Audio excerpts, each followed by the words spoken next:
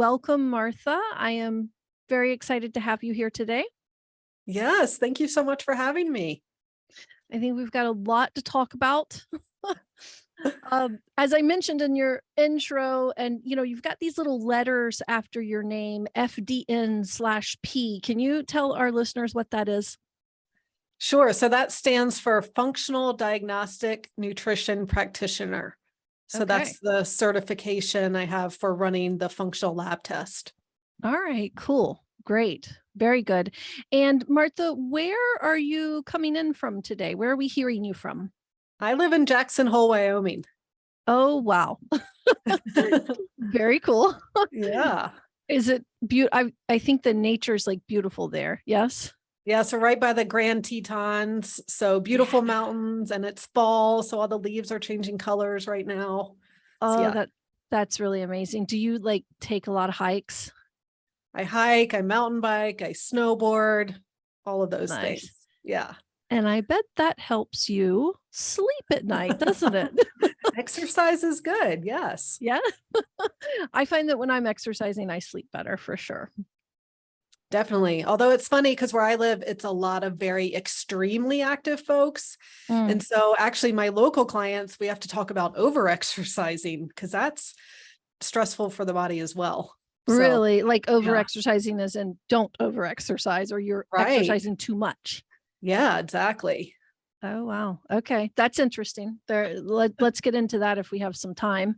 But let's start out kind of slow and tell, if you could just kind of describe how you work with people and what it is you do.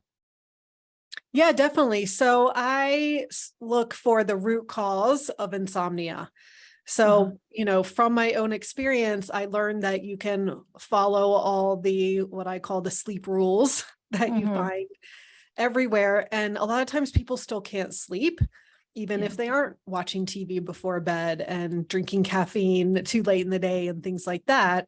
Yeah. And that's because there are imbalances in the body that are keeping them awake. And so I use functional labs to find out what those imbalances are. Looking at hormones is a big one, gut health, mineral balance, all kinds of things to see, what is getting in the way of a good night's sleep for people. Yeah, that's very.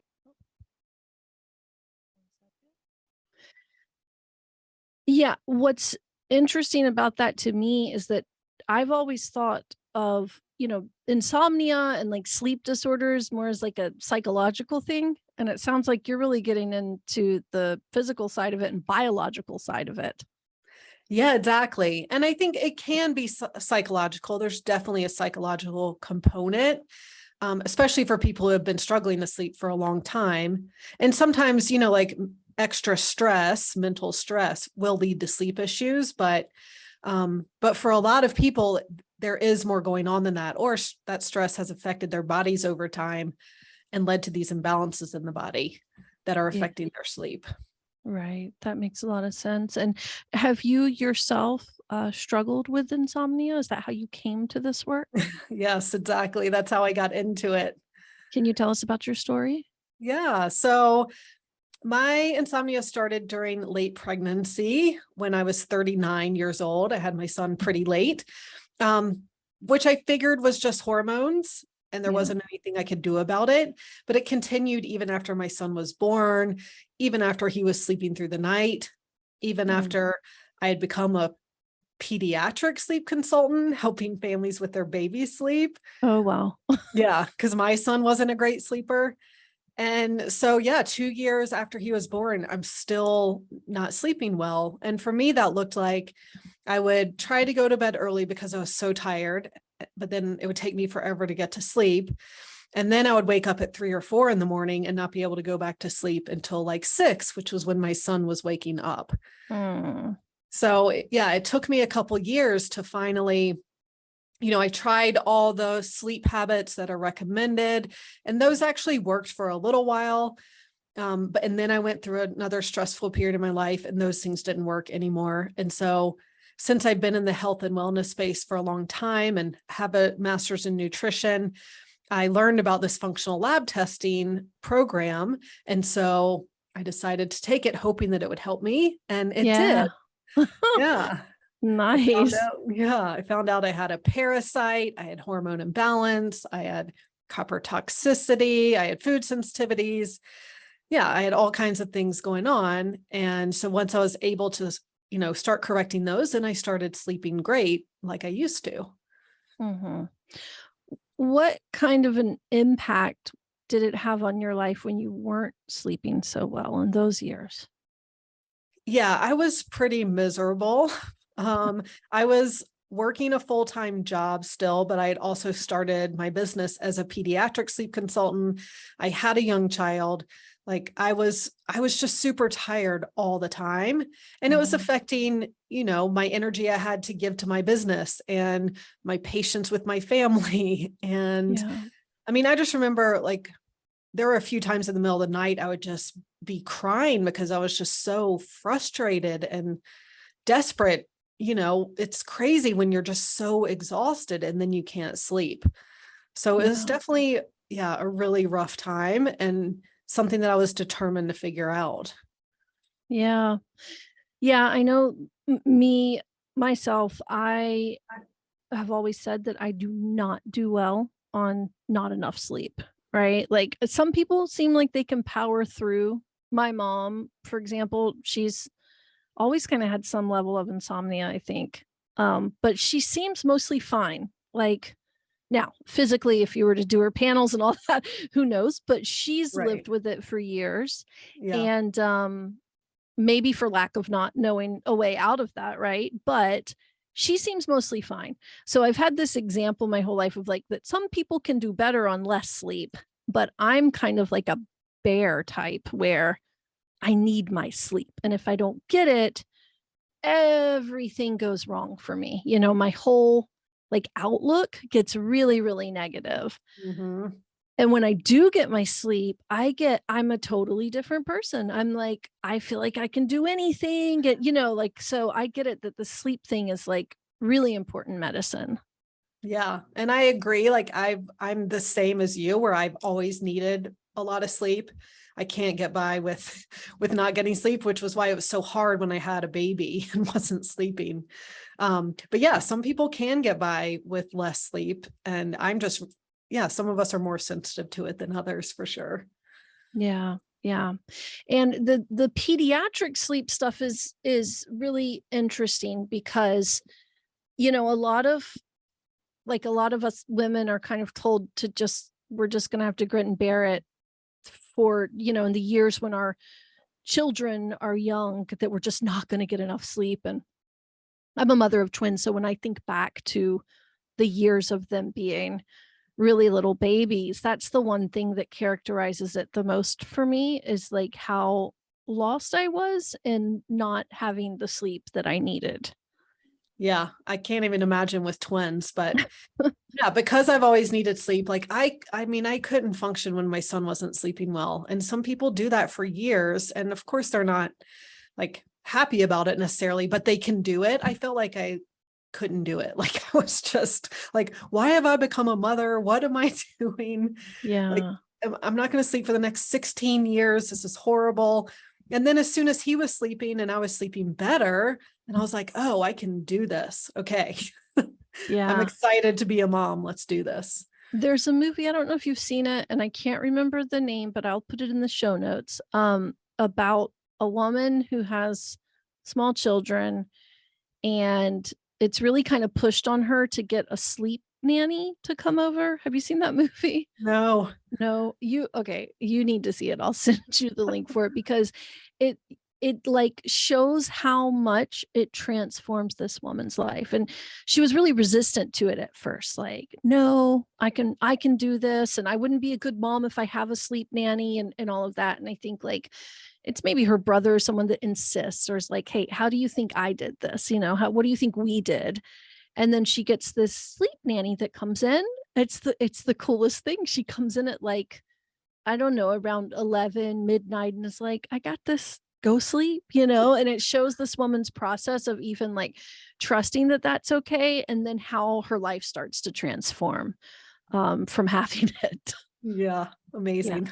Do you see that a lot, or is that a way that you work with patients also? Like, I know you're on the biology side of things and figuring out what's going on for people hormonally, which we'll get into in a minute, and in other ways. But do you also do these like functional recommendations for them? Like, hey, maybe you could try, a sleep nurse or whatever. Yeah, I mean, definitely if their children are disrupting their sleep and that's part of the problem, then, we definitely need to address that, because if you're getting woken up every night, like, yeah, it's going to be hard to get good sleep, even if you are able to go back to sleep soon after. So yeah, so it's definitely important. And, I help my clients out who have kids with some of those strategies. You know, and sometimes they do need more help, and they might need, a sleep consultant, or a sleep nanny could be appropriate as well. Yeah. And you said you were a pediatric sleep specialist first, right? So what did that look like? Was that helping the babies get to sleep? Yes, Okay. exactly. So what kind of tricks did you have up your sleeve there? Yeah. So, I mean, with babies, most of the time it's behavioral. And it's because, some babies, they get used to someone else putting them to sleep or something else, right? Like being nursed to sleep, being rocked to sleep. And so that creates what's called a prop, or, something that they rely on that's external from them to go to sleep. And so then as they transition from one sleep cycle to the next in the middle of the night, they need that thing to go back to sleep again. But that's what was happening with me, is my son was nursing every hour to 2 hours all night long to go back to sleep. And so kind of learning how to have him learn how to sleep on his own, but being able to support him during the process and not like cry it out, leave the room, just leave him to cry. I was going to ask about that. Yeah. Do you do any type of cry it out? I mean, gosh, that's such a big debate amongst parents. Right? And I'm not going to come down on one side or the other, but I'm very curious to hear your perspective on it. Yeah. Well, so I consider cry it out as you just shut the door and leave your baby alone to cry. Okay. And you don't have to do that. You can be there supporting them, be there comforting them. Now they're still going to be crying usually, because like things have changed, right? Like they've been nursed to sleep for the past 3 months, the only 3 months of their life. And now you're asking them to do something different. And so they cry because they don't like it. And then they learn how to go to sleep on their own with you there supporting them. And I mean, for me, it was life-changing, because my son, like I said, was waking up every 1 or 2 hours all night long. To within 4 nights of this process, he was waking up once, which he did until he was 6 months old and was sleeping through the night. So it was, and it was also life-changing for him. Like he was such a fussy baby before then. And sure, was that because he, it's his first few months of living, that 4th trimester, or is it because he wasn't getting consistent, solid sleep, even when he was supposed to be sleeping longer periods by the time he was 3 months old? For me, it was worth it. And he's now 6 years old and he's a great sleeper. Like he still is. So it's just, and I'm sure every baby's different, right? So for the cry it out thing, that might work better on some babies than others as well, right? Some might just be more apt to like get with it. Yeah, exactly. Just like some babies can be nursed to sleep and sleep just fine, so every baby is very different. Yeah. Yeah. When my twins were little, I had them when I was living abroad, and I brought them back home to the US to kind of meet my family and whatnot I think they were around 7 or 8 months. And so these are like tiny under 1 twins, little ball-headed fat babies, adorable, but sleep monsters, and nursing monsters. They were exclusively breastfed. So I think we had maybe just started feeding them recently and all this. So I get into my parents' house, and I think it was my stepmom that was saw what I was going through with putting them to sleep and how long it took me and then how long I was up. And she kind of strong-armed me okay, tomorrow we're doing this differently.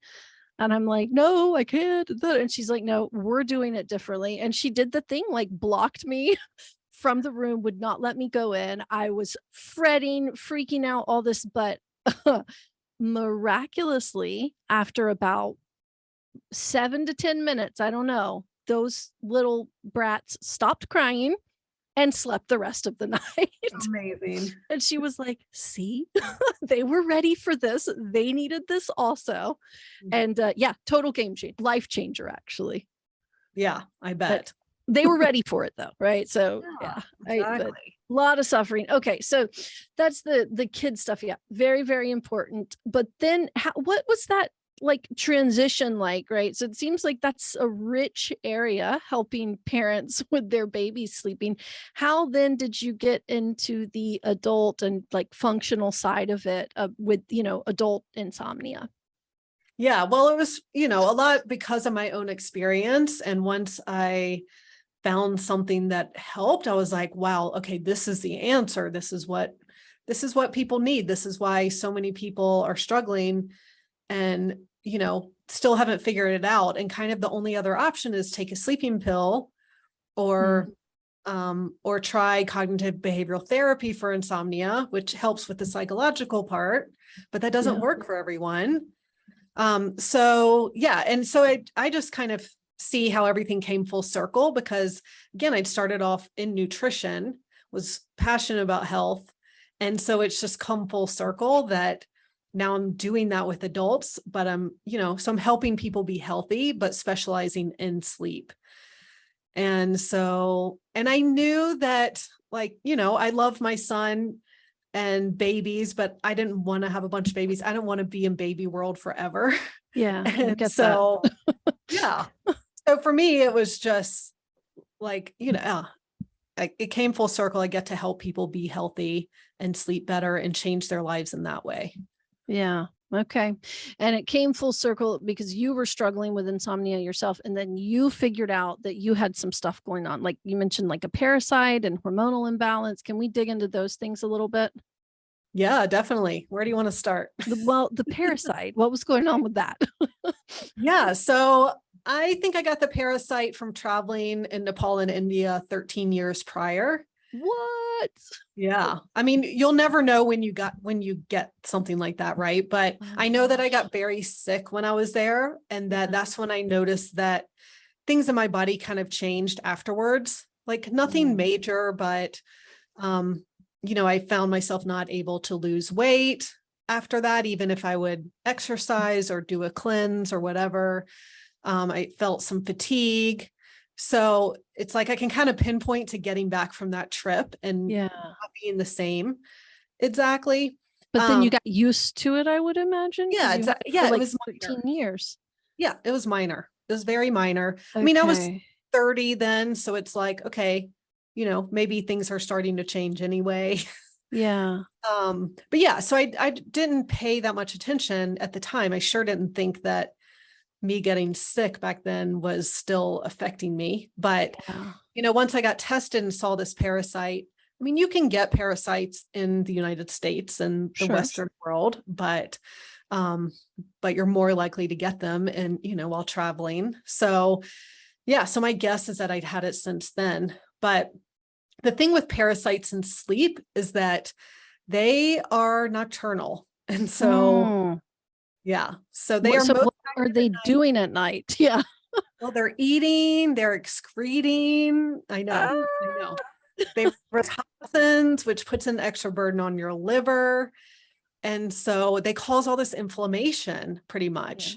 And then your body releases cortisol to deal with that inflammation because cortisol is an anti-inflammatory hormone, but it's also going to make us awake and alert and give energy.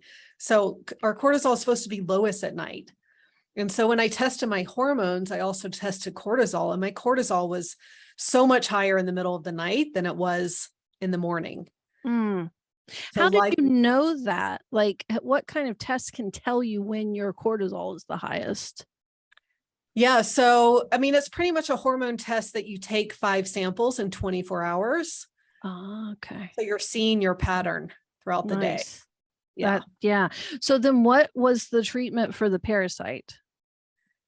Well, I mean, for the parasite specifically, I'm definitely all natural. I don't really want to deal with pharmaceuticals unless necessary. So I did an herbal protocol, Okay. with some herbs.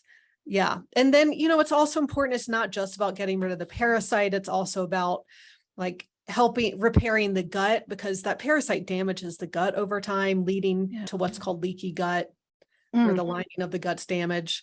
So so it involves really healing that, providing, probiotics, so it's good bacteria if necessary. So there is more to it than just like, let's kill this thing. Yeah. Although that was a Although, big part of it. yeah, that would be nice. So you did kill it, right? You got it. Yes. Yep. Okay. Good. And then so let's talk about the hormones and how sleep and our cycles and our hormonal cycles are related. Yeah, definitely. So I mean, I guess I'll start by saying ideally our hormones are in balance with each other, especially for Perfect women. world. Like what? Perfect world. Yeah, exactly. In a But, perfect world. estrogen and progesterone are at the same level. Your body's making adequate amounts of them. And so too little estrogen, too little progesterone can both lead to insomnia, as well as too much estrogen. So if you're what's called estrogen dominant, where estrogen's higher than progesterone, then that can also lead to sleep issues. Testosterone that's too high can also lead to sleep issues. So it's definitely, like looking at hormones and getting those back in balance is a big piece of the picture. And so that's why so many people, well, women, I should say, like experience insomnia around certain points of their cycle. And Yeah, I was going to say that. Yeah, a lot of us like report sleeping less, I think, around the bleeding time. yeah, Do you hear that a lot? yeah, exactly. So it's around that time that your hormones are the lowest. And so if progesterone and estrogen are getting too low, then that's going to affect your sleep. And then once you start bleeding, then those start building up again to their highest point, a few weeks later. So so a lot of people, that's where it starts, is it might be more cyclical, that their insomnia is worse at that time than, instead of it being all month like it is for others. Yeah. Wow. And like from your kind of, medical perspective and professional perspective, what would you advise to people if they do feel like they're on a cyclical merry-go-round with their sleep? Yeah. So, I definitely recommend someone gets her hormone levels tested. That's important. And, a doctor's probably going to prescribe some kind of replacement, whether it's bioidentical or hormone replacement therapy, to supplement those hormone levels. And so that is a great place to start for sure. As a functional medicine practitioner, I want to get to the root of why hormones are out of balance, though. So if estrogen and progesterone are low, why is that happening? And usually that's because of ongoing chronic stress, where the body has to make a lot of cortisol to deal with stress. And so over time, it doesn't have enough resources to make cortisol and the sex hormones, because they're all steroid hormones that use those same resources. So the body's always going to prioritize what it sees as survival, which is making cortisol, over reproduction, which is making the sex hormones. So as people get older, we see like hormones have become depleted. Even cortisol becomes depleted over time as well. So it's finding out, okay, why is the body having to make so much cortisol? Like what's causing the stress? What's causing the inflammation? Let's address that so that your body doesn't have to spend all of its resources making cortisol, and then it can focus on making the sex hormones. Well, yeah. And I mean, like, to take you as an example, it sounds like it was maybe a thing like, okay, you have this foreign like parasite in your body, and that's throwing your hormones out of balance, because that's throwing your sleep out of balance because it's nocturnal, right? What if it's like there's not there's not like a foreign agent that's in there throwing you off, but is that where like the lifestyle stuff comes in, right? Like, let's say, I'm just asking because like so many of us are just like stressed all the time, chronic stress and chronic fatigue and like all of those things that can knock our hormones out of balance as well. Yeah, exactly. And so really it's like, I just say, to make it really simple, it's all about stress. Mm, But there's the physical stress, which would be more the parasite or liver function, that are causing your body to release cortisol. And then there's also that mental stress, our, our busy lifestyles, right? Are trying to fit everything in, or just running on empty all the time. And then, on top of that, any other stressors that might be out there, worrying about money, worrying about your job, whatever it is.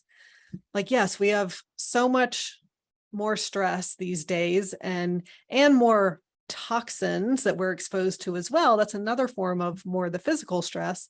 So all of that adds up to affecting our hormones over time. So there's definitely about like, okay, how can we manage that mental stress too?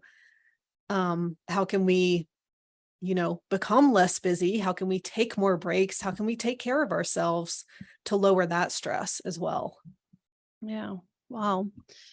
And do you do this through, I don't know, like coaching your clients or programs? Like, how is it that you work with them? Yeah. So I work with my clients. I'm running 4 different lab tests, and then I'm also working with them throughout the 6 months. So we're having 12 sessions over those 6 months where, yes, we're going to go over the test results. I'm going to recommend supplements. I'm also going to look at diet and lifestyle, and then help with stress as well. So it's really like, I believe that the body and the mind are both contributing to this problem. And so we Yeah. need to address both of those at the same time to get healthy and to overcome this. Yeah. That makes a lot of sense. I was going to ask you about the sleeping pill thing before, but I feel like I know the answer. Like with the sleeping pill, it's kind of similar. I just discovered on another podcast this thing about like hormonal imbalance. So like that can lead to depression. You can take antidepressants, but that's masking the hormonal imbalance. Is that kind of the same thing? Like you can take a sleeping pill, but it's not actually treating what's wrong with you. It's just masking and like allowing for the sleep. Yeah, it's like a Band-Aid. Yeah. And it's, yeah, so it's not getting to the root of why you weren't sleeping. It's actually sedating you. It's not even natural sleep. Mm, So that's why there are so many side effects, and why it leads to like dementia and Alzheimer's, because you're not getting the same sleep that you normally would. yeah. So yeah, so it's an answer if you want to be sedated. But it's not getting to the root of the problem. And they don't even work for everyone, Yeah. especially long term. Does your body know the difference? Do our bodies know the difference between like a sedation kind of and like real actual deep rest that's not from an external influence? Yeah, because it's during sleep that so many functions happen of repair in the body, of like managing our glucose levels, for example, and our hormones. Like so much of that happens during sleep, in deep sleep or REM sleep. So that's Yeah. not going to happen if you're totally sedated. So yeah, it's different sleep. Wow.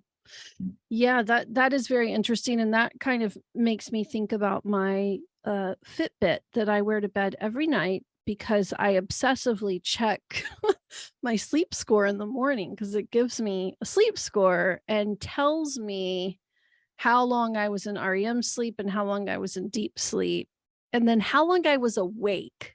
Mhm. What worries me about that is that I never remember being awake in the middle of the night, and it shows me where I've woken up. And so now I just like, I don't even always necessarily trust the sleep score either. I'm like, it's not as bad as it's saying, like that says I got 5 hours, but I know it was 6.5 because I don't remember being awake. But what, what do you think about that?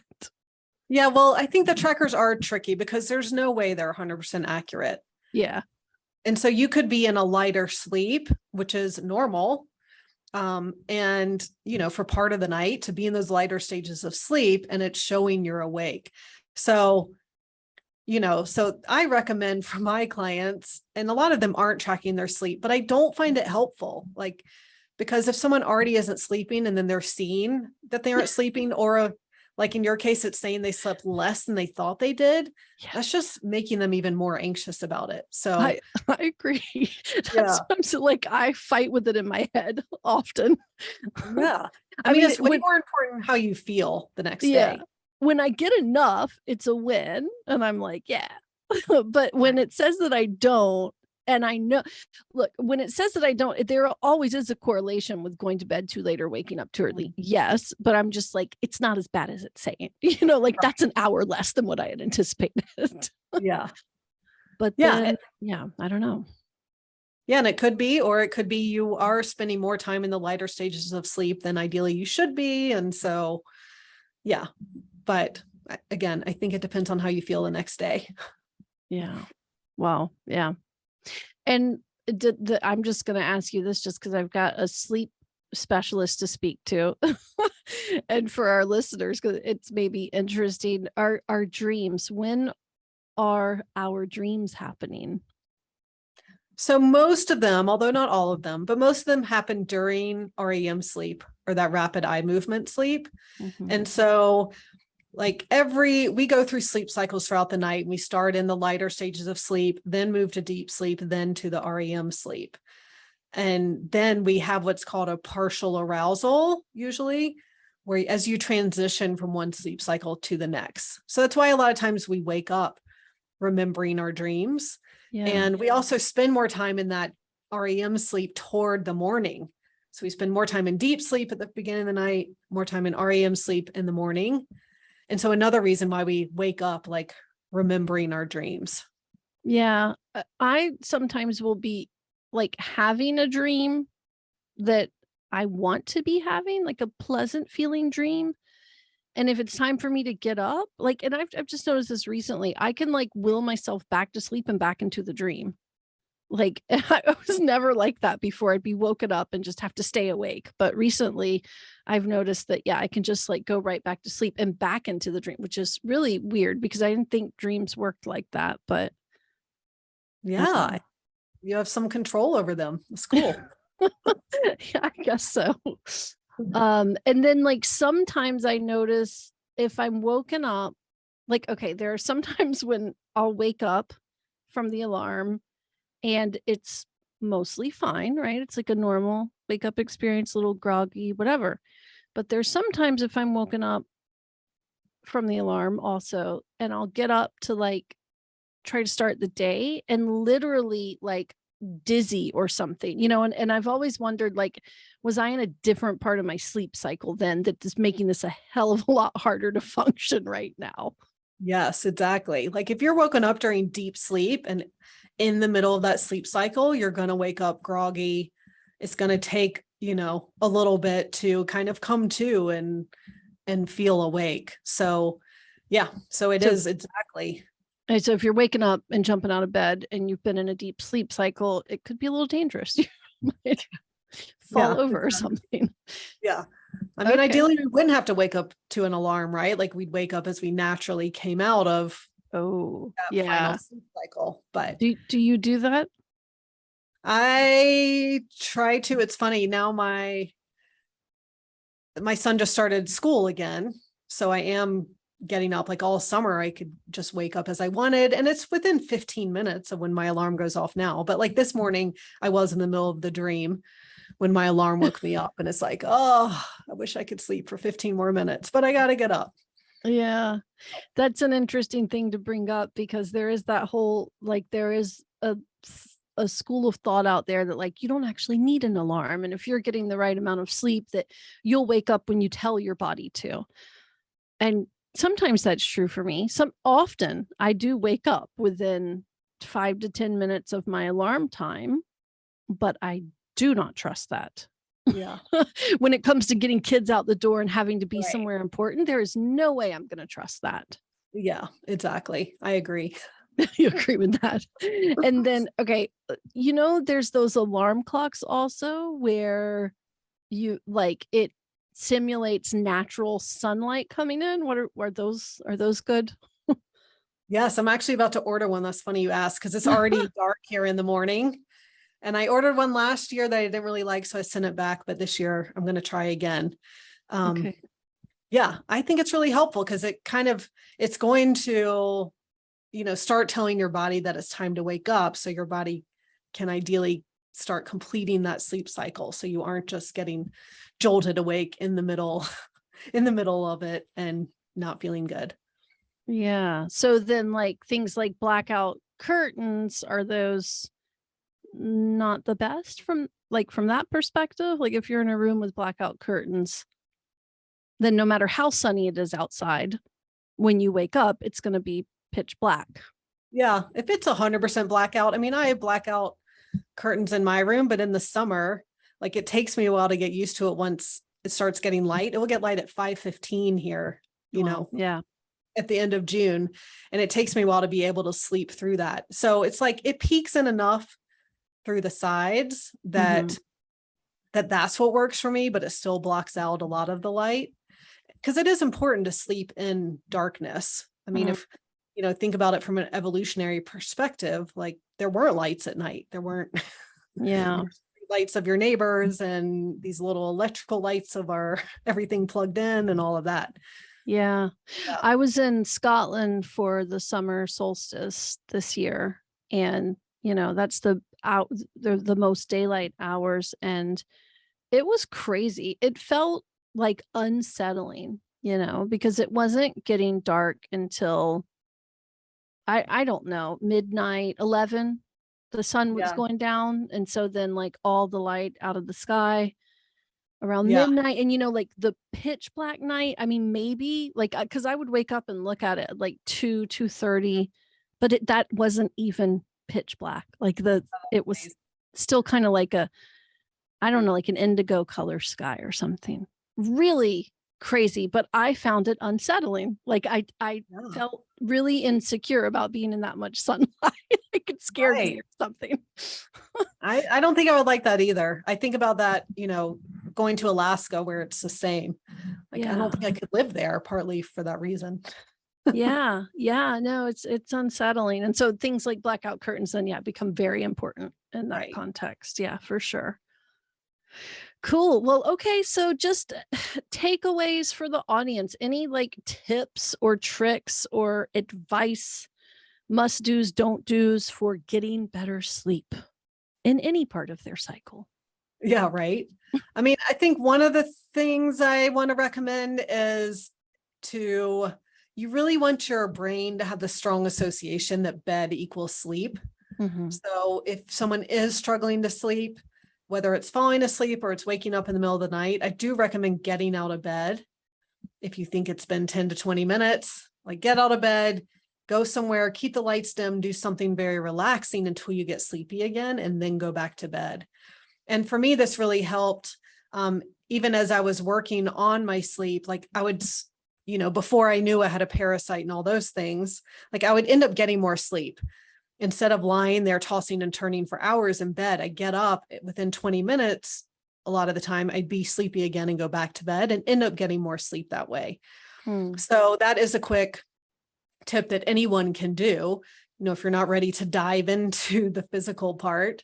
Yeah. Um, yeah. And not working in bed, the bed should really just be a place for sleep so that your brain makes that association. Okay. And you have an entire podcast dedicated to sleep, don't you?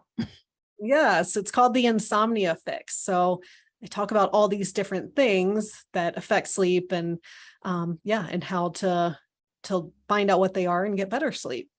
Nice. Okay. Well, we'll definitely put a link to that somewhere that our listeners can go, our sleep deprived listeners that are struggling with that, as well as, I mean, are you working with people all across the country, like online and that kind of thing as well? Yeah, across the world, really. Yeah. Oh, nice. Yeah. Okay. Great.